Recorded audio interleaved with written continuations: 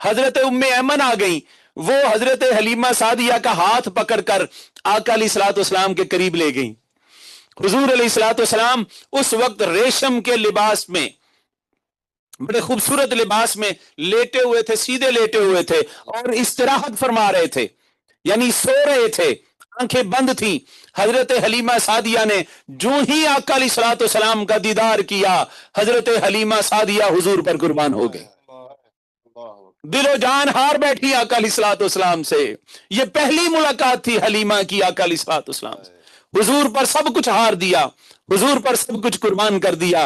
ए हलीमा, आपके कैसे मुकद्दर हैं कि कायनात का मालिक, कायनात का सबसे बड़ा वो हस्ती जिसके लिए ये कायनात, ये बज़्म सजाई गई है, कायनात का दूल्हा, आप उसके दर पर आ गई हैं। हलीमा ने जब इतना खूबसूरत चेहरा देखा तो कहने लगी, खुदा की इज्जत की कसम, मैंने इस बच्चे से ज्यादा हसीनो जमील और खूब बच्चा आज तक जिंदगी में नहीं देखा।